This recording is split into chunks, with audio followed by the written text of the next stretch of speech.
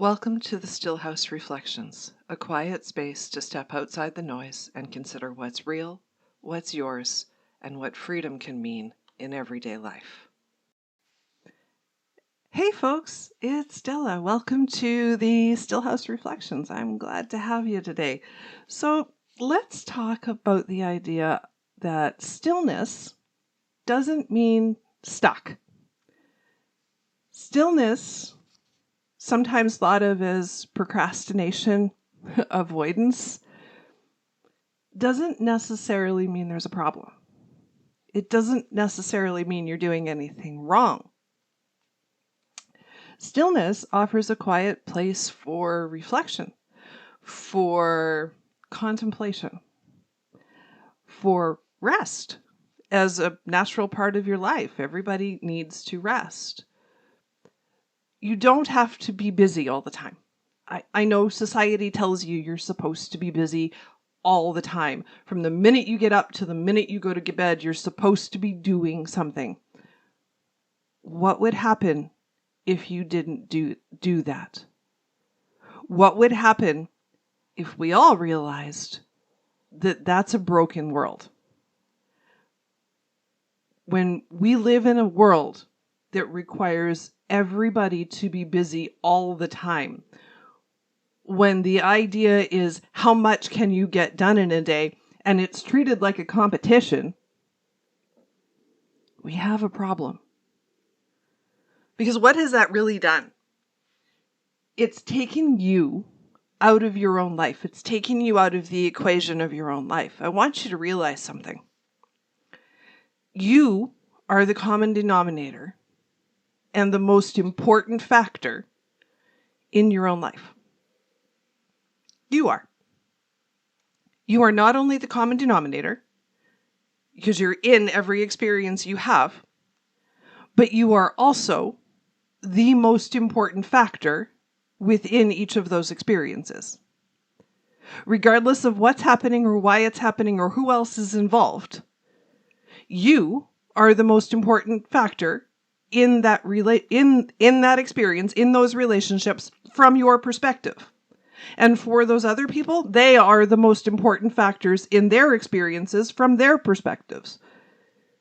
Each of us is equally important, equally consequential, equally necessary in order to make things happen, in order for life to continue. Without any one of those pieces, that same experience doesn't exist. So you need rest in order to be able to bring your best to those experiences, in order to be able to bring your most authentic, your most healed self to each of those experiences that you're going to have in any given day, regardless of how minor or how big, how influential, how powerful each of those experiences might be. This is what's necessary for you to be able to be okay in your own life. You need contemplation. You need stillness. We get stuck in lots of ideas around thought. There are lots of arguments around thought. There is a group of people out there who call themselves heart-centered, and there's nothing wrong with that, by the way.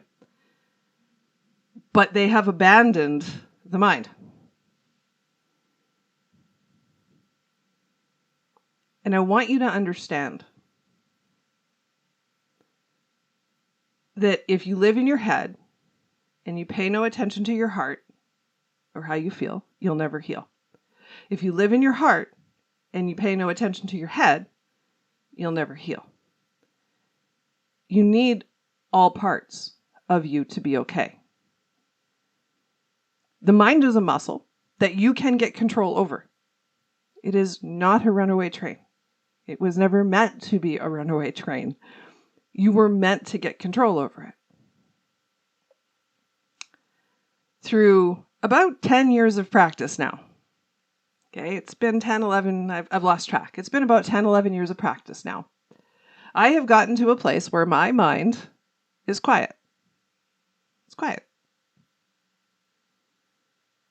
It only engages when I choose to engage it. It doesn't engage otherwise. It doesn't feed me a bunch of crap. It doesn't just insult me all day. It doesn't do those things, right? It doesn't narrate my life. It doesn't do any of that. I have quieted the mind successfully. I have achieved that.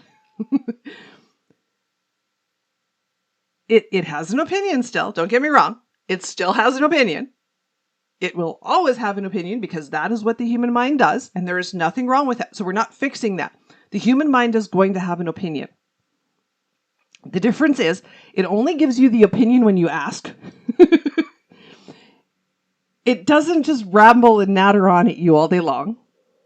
It's quiet otherwise. Unless you ask it and engage with it, it's quiet. So it's like having that friend that sits beside you, but only talks when you talk. It only responds to you. It never actually tells you things, right? I get a lot of intuitive guidance this way because I don't have the chatter, so I can actually hear my intuition talking, right? So I get all of that information now. I can remember when I first started this process, one of the first people that I found on my journey was Eckhart Tolle. And you know, his whole mantra is presence, right? His whole mantra is quiet mind, it's presence. It's being able to not have the mind nattering at you constantly. And I thought, I want to be able to do that, right? My dream, my original goal was sort of to be the female version of Eckhart Tolle, to be somebody that could be present, to be somebody that didn't have to have the nattering mind. And I thought, and to be a writer and that kind of thing. And I thought, I can do that. And so the first task that I took on, the first thing that I started to do was figure out how to manage the mind, how to get control over the runaway train. And I'll be honest, I was scared of my emotions at the time. So working on the brain was the natural sort of first step for me because I was scared of the emotional overwhelm. So here's the thing. Most of the feelings that you have come in on the back of a thought. The brain is triggering those emotions. Consciously or unconsciously, the brain is triggering the emotion. If you're feeling something, the brain has ratted itself out. Regardless of whether you've had a thought or not. When you feel something, anything, any emotion, the brain is telling you what it thinks about what's happening. Even without ever giving you a conscious thought to go on. It's telling you. If you feel fear around something, there's a reason for that. There's a story you're telling yourself in your head that has caused the fear. Your job is to go back into the mind and figure out what the story is that's caused you to feel fear. If you're procrastinating and doing nothing, guess what? Your mind is telling you something. That's a story. Your mind is telling you something. It doesn't necessarily mean it's a problem to fix. The fear isn't necessarily a problem to fix either. What you have to do is decide why it's there. Your job is to figure out what's happening. Why did that show up right there? What do I need to do to deal with it? That's your job. Right?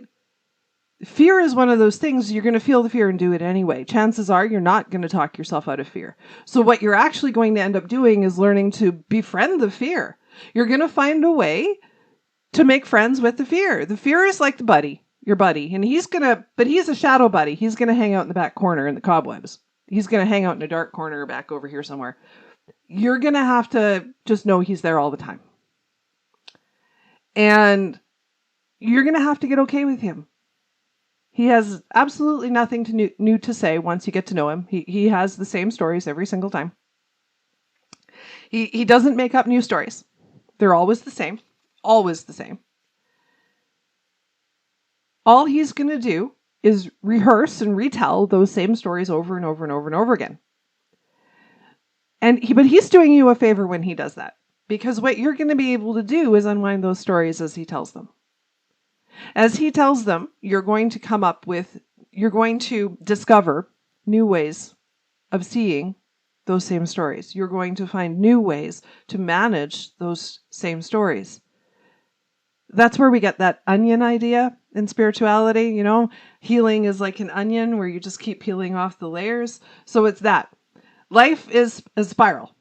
Life is a spiral, right? So a spiral at the top is really wide. And then as you go down, those circles get narrower and narrower and narrower and narrower, right? And slowly you go to the end of the spiral.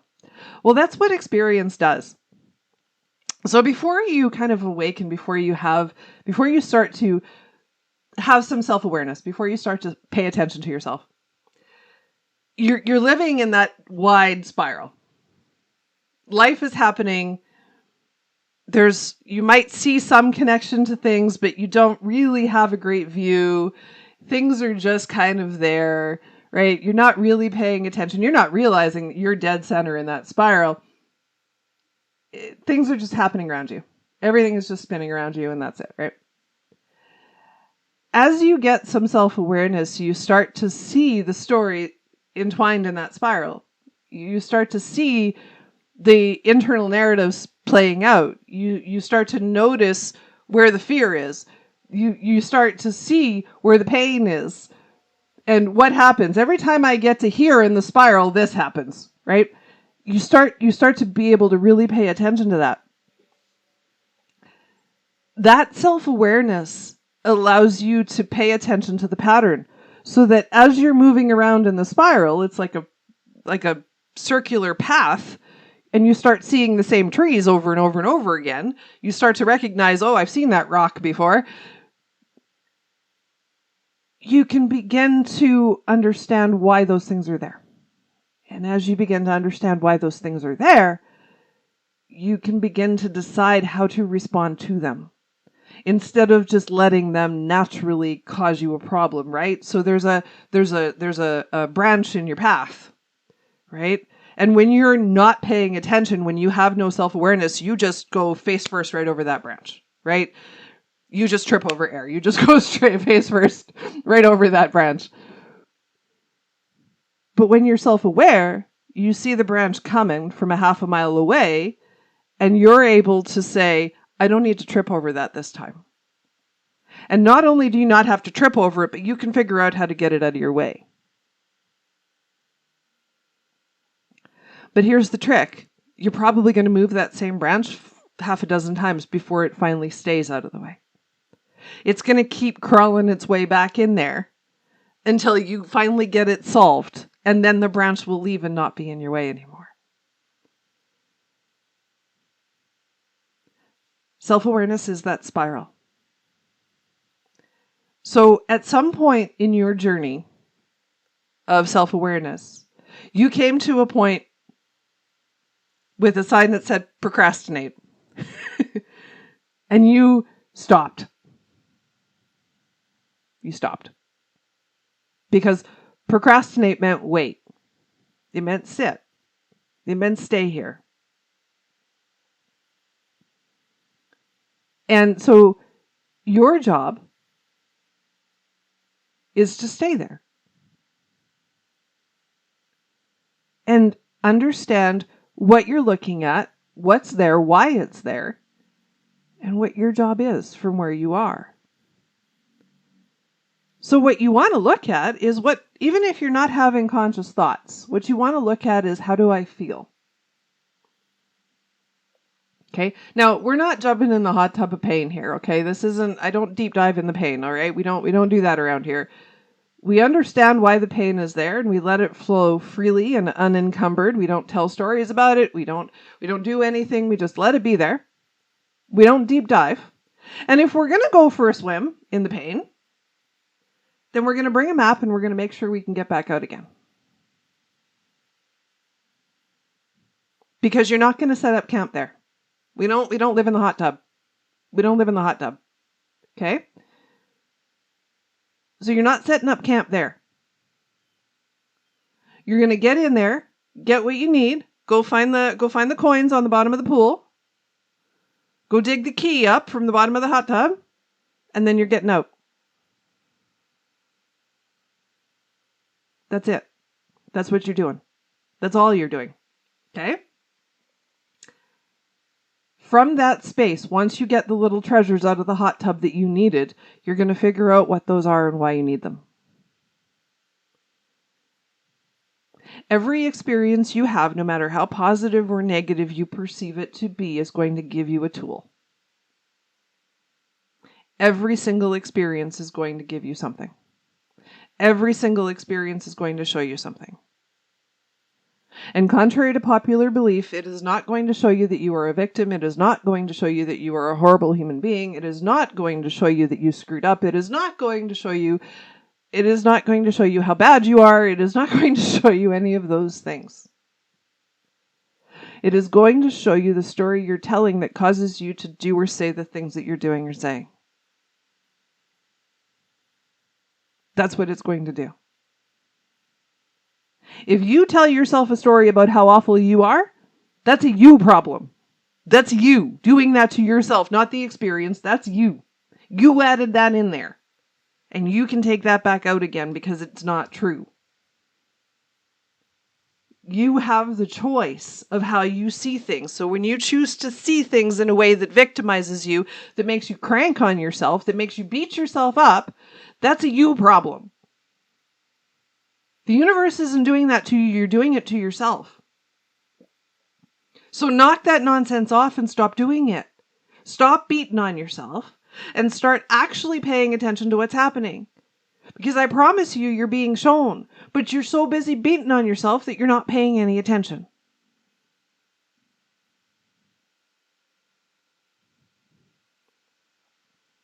When you're asked to slow down, what you're being asked to do is figure out what's really going on. And what's really going on isn't that the world is trying to sabotage you. It isn't that somebody's out to get you. It isn't that you're a horrible human. It's none of that stuff. Those are all just stories you've made up. None of that is true. Absolutely zero. There is a real, very clear truth that is trying to come through your experience each and every time you go through the same thing, right? New relationship, same ending, right? Every single time you go through that, there is a truth trying to appear for you, and your job is to find it. But you're not going to find it if you're blaming the other person for the relationship. If you're busy telling stories about how there's no good ones left, if you're having those conversations with yourself, you're not getting anywhere. That's the spiral. You're just going to keep going around. Your job is to find the truth in that without the stories, which is why it's so important that you quiet the mind. The feelings are going to tell you what the mind is doing. When you feel that pain, is it self-imposed? Did you create the pain? And the truth is, you probably did. You probably did create the pain. Why did you create the pain? What's the story you're telling yourself? And how do you change it? That is Healing 101. From a place of procrastination, that's what you do. You don't have to worry about the ego getting in there. You can recognize the ego. You know what it sounds like. Because the ego is going to sound like it's either their fault I feel this way or it's my fault I feel this way. And either way, that's a problem. So the ego is going to make what you find a problem. That's how you know it's the ego. Don't make it a problem to solve. Make it something to understand. Pain is not a problem to solve. It's something to be understood. Pain is not a problem to solve. It is something to be understood.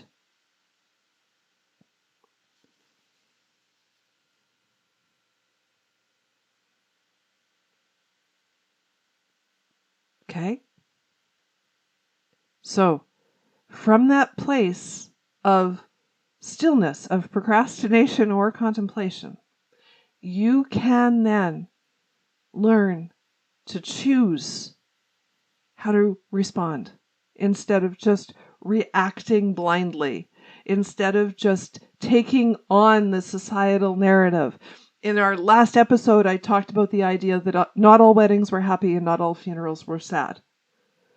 There is a narrative, there is a societal way to perceive, a programmed way to perceive weddings and funerals.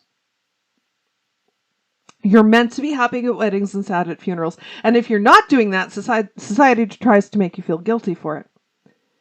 What I want you to understand is that it's always a choice.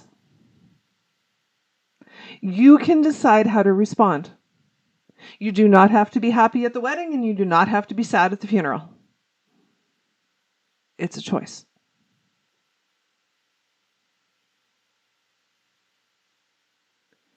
And from a place of contemplation, from a place of even procrastination, you can understand how and why you feel the way you feel.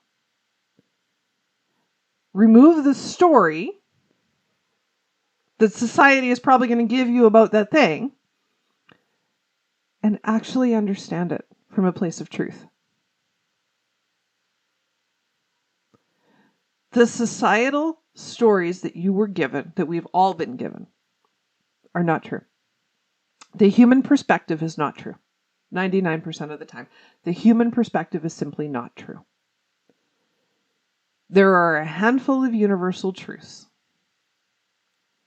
And when you find actual truth in the story that you tell about your life, when you can find actual truth, you will find yourself freed.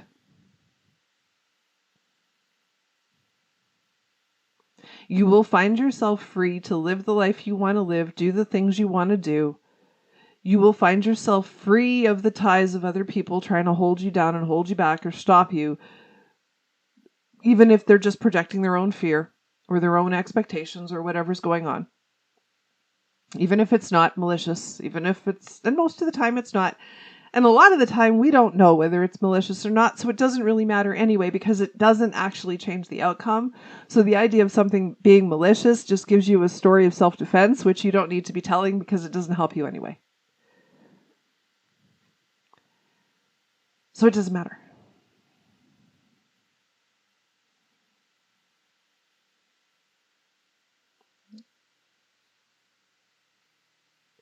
We're dropping. What I've learned to do is drop the majority of the stories that life tells. I don't make up reasons for things anymore. I just try to understand myself within it. So I look at my reaction or response and I say, where'd that come from? Not as a problem to solve, but as a means of fully understanding myself. Not as something I need to do something about, but just as a means of understanding myself. And from that place, I show up differently.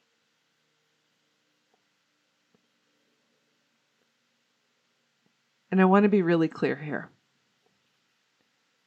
that this journey is not about perfection. We're not trying to be fully healed. We're not, there's no 5D. I'm sorry. 5D is a perspective. It's a way of seeing the world. But most people are still stuck in the stories of blame, shame, guilt, and victimization, so they're not truly there.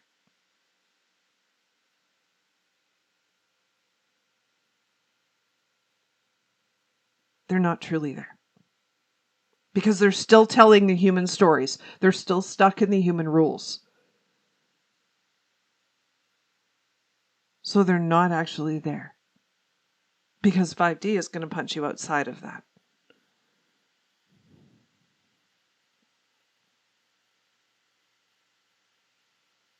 It's a very, very different way of seeing the world.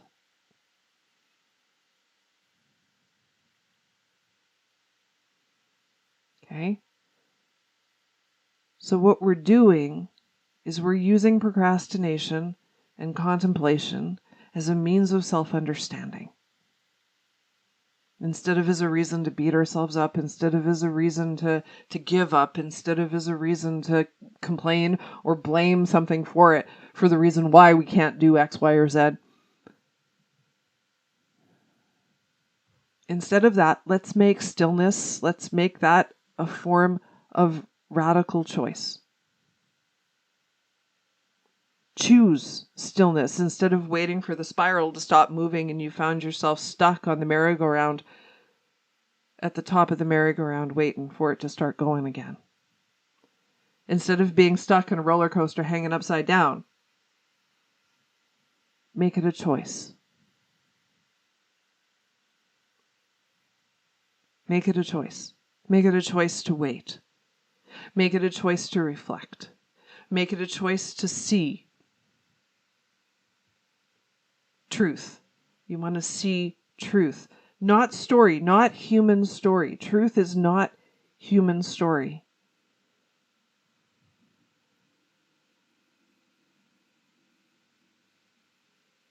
And when you work through that and when you find it, when you start to see that more clearly, and as you keep peeling back that onion and you get deeper and deeper into that spiral, just like the onion kind of slowly starts to disintegrate, so does the spiral. And a new spiral pops up, and then you start again from a different place. But you're not starting again like starting over at the beginning. You're starting again, you're taking your however many years of experience and creating something new from it.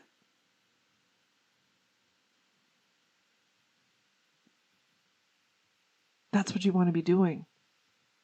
Constantly working through the spiral and starting the next one. Because the human journey doesn't end until the human body dies. And your healing path won't end until your human body dies. And then your soul will take that learning, all of those things that you discovered and did in your lifetime, and bring it into a new body and start again. And I promise you that the soul has its own spiral. The soul goes through its own journey. The soul takes things and uses them in new ways, in new bodies. Because that's how the soul works. All right? I am going to leave it there. I do hope that was helpful for you. Thank you so much for listening and watching today. And I will talk to you on the next one. Bye for now. Thanks for spending this time with me. May these reflections stay with you and keep opening new ways of seeing until we meet again at the Stillhouse.